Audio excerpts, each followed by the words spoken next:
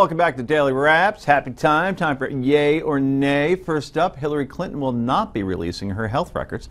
This announcement comes after Face the Nation host Josh Dickerson, just came on, actually his name is John, mentioned the former Secretary of State's health scare when she suffered from a blood clot in her brain during her time in office. Experts say the clot could have been life-threatening, and Clinton herself has said it took her about 6 months of hard work to get over it. So, everybody, should she have to release her health records, yay or nay? Absolutely, and she will. She'll have to. Okay. Everybody runs for president does. Yeah, I was just going to say, don't they all have to? I think that they should, and I think that they do.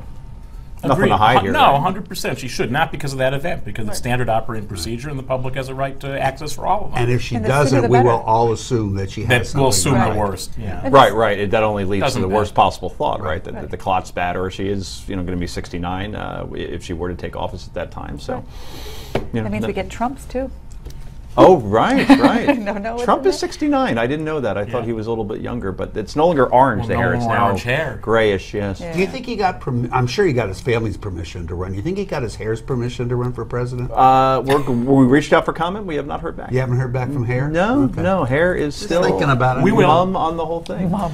Republican Assembly, and his name's Scott Welk. He voted in favor of a revised budget plan. The Sacramento raised a few eyebrows on Monday because none of the other Republicans voted the same way. Must have been a mistake, right? Well, the Assemblyman took a local news station, or told one, excuse me, and even admitted on Twitter that he did, in fact, vote in error because, get this, he was on the Facebook at the time of the vote.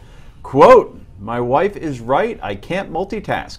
Accidentally voted for a budget while Facebooking against AB 93. The perils of social media." Wilk was able to change his vote. Should social media be banned when politicians are voting, yay or nay, Unger? Well, it's not about Facebook, it's about Republicans. And it's worse, they should be banned. And it's worse than the question led on, because it wasn't just this year that no Republican voted for the budget. No California Republican has voted in favor of a budget.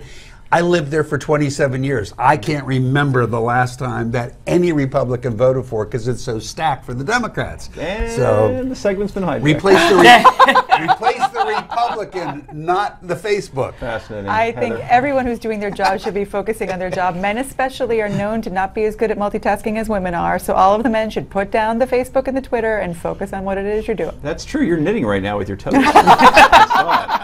Very talented. What do you got?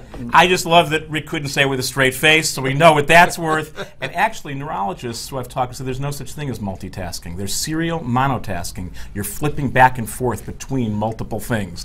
Proving it right now. There we go. That's a lot like executive privilege versus I'm full of all kinds of nuance. I know. All or nothing, all Republicans, no Republicans, you like that better. I think what they have to really do is learn to be focused on the task at hand. If Facebook helps you with that, do it. If not, stop it. Okay, and finally tonight, hey, we just said his age. 69-year-old Donald Trump has been in the spotlight for a long time, as you know, going all the way back to New Jersey Generals, 1984. He's amassed a fortune of nearly $9 billion, according to a financial disclosure form he released today. He even had his own board game. Everything's set for tonight, Mr. Trump. I wonder what Trump's game is this time. Trump's got a new game. Trump's got a new deal. What's your game, Donald? Trump has a new game. What is it? Is it an airline? A new convention center, Mr. Trump. Is it a convention center? Mr. Trump, please. My new game is Trump, the game. Trump, the game where you deal for everything you've ever wanted to own. Because it's not whether you win or lose, it's whether you win. Yes! Tremendous. He also had an appearance in WrestleMania 23, where he laid the smackdown on WWE chief Vince McMahon. Donald Trump is in a world he is not familiar with. This is not real estate.